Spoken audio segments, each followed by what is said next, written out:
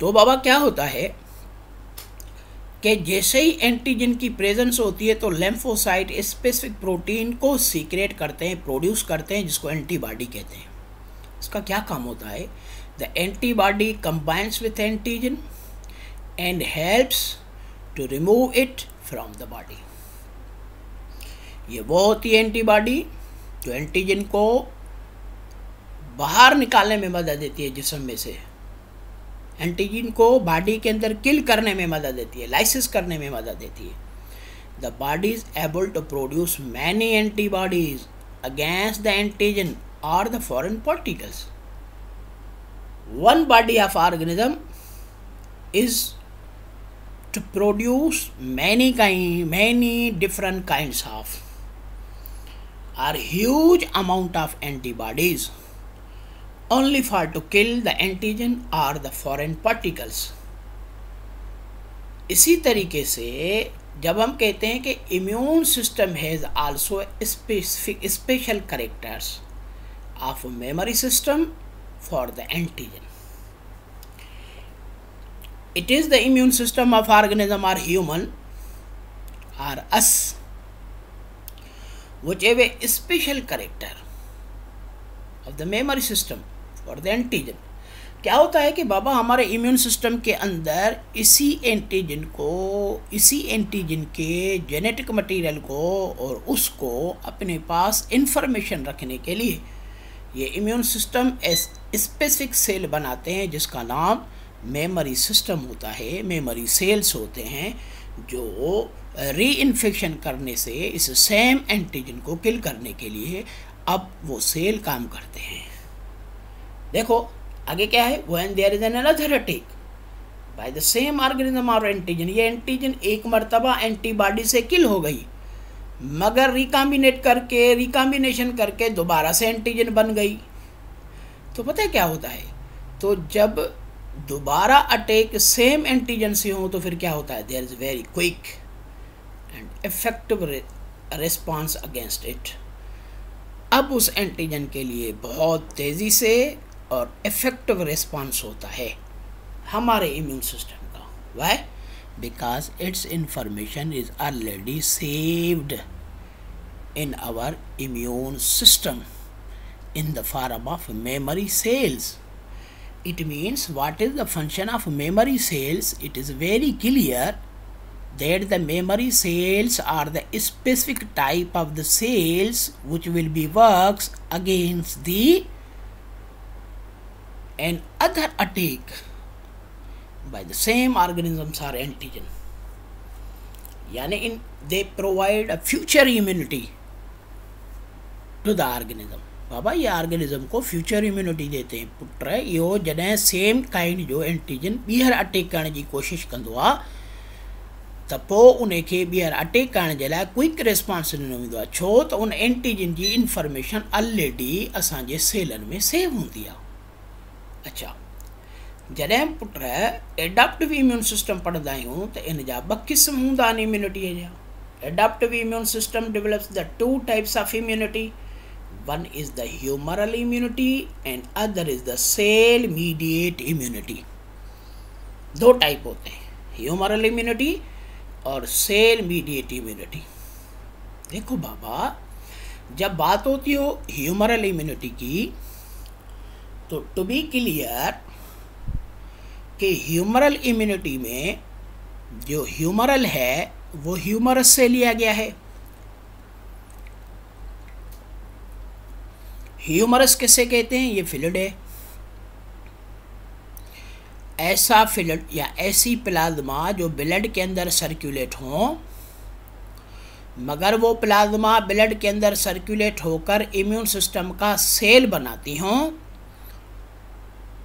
और वो सेल हमारे बॉडी को या वो फ्लूइड जो हमारे बॉडी को पैथोजन से बचाता हो, ऐसे फ्लूइड की एबिलिटी का नाम ह्यूमरल इम्यूनिटी होता है। यानी what is the humours? Humours is the plasma fluid which circulate within our blood, and certain type of the fluid which is known as by the name of humerus, they protect us from invading of invaders or pathogens or the antigens that filled our plasma is called humours, and certain type of immunity is called humoral immunity. देखो बाबा, this immunity is developed by the B cells or B lymphocyte and bacteria against bacteria. ये immunity bacteria के ख़िलाफ़ होती है और bacteria को ख़त्म करने के लिए बी लिम्फोसाइट होते हैं, बी सेल होते हैं जो बोन मेरो से बनते हैं। तो ह्यूमरल स्पेसिफिक हो गई, बैक्टीरिया के लिए बी लिम्फोसाइट हो गया, तो एक तरफ से स्पेसिफिक हो गया। When B cell produce antibody in the circulatory system and these antibodies develop immunity, it is called humoral immunity. B lymphocyte बच जाए और ब्लड के अंदर सर्कुलेट हो तो वही बी लिम्फोसाइट फिर एंटीबॉडी प्रोड्यूस करे, तो ऐसी एबिलिटी को हम ह्यूमरल इम्यूनिटी कहते हैं। देखो बाबा, अब जब हम कहेंगे कि each B lymphocyte contain a specific antibody on its outer surface, जिसको हम क्या कहते हैं, it is antigen receptors. Specific antibody होती है आउटर सरफेस पर, एक्चुअली वो क्या होती है, जो एंटीजन को डिटेक्ट करने में मदद देती है, जिसको एंटीजन रिसेप्टर कहते हैं। यानी सेल्फ मार्कर होते हैं, प्रोटीन होती है जो डिटेक्ट करती है एंटीजन को इंटर होते वक्त। This antibody combine with particular antigen, ये एंटीबॉडी एक पर्टिकुलर एंटीजन के साथ मिलेगी तो क्या बनाती है, to form antigen antibody complex binding, यानी फिर इसको कहते हैं एंटीजन एंटीबॉडी कॉम्प्लेक्स। अच्छा, this complex binding causes the B cells to divide rapidly and produce certain cells called plasma cell। जैसे ही बी सेल के ऊपर सेल्फ मार्कर यानी एंटीजन रिसेप्टर होते हैं और जब एंटीजन उन्हों के ऊपर आकर बैठती है तो ये सेल डिवाइड होना शुरू कर देते हैं। इन्हों की डिवीजन के बाद हर क्लोन बी सेल का, क्लोन जो होता है आइडेंटिकल कॉपी जो बी सेल की होती है, mitotically division of B cell जो होती है, उस एक एक क्लोन का नाम प्लाज्मा सेल है। अब मैं अगर आपसे पूछूं कि what are the plasma cell, तो कहोगे sir these are the clones of B sales.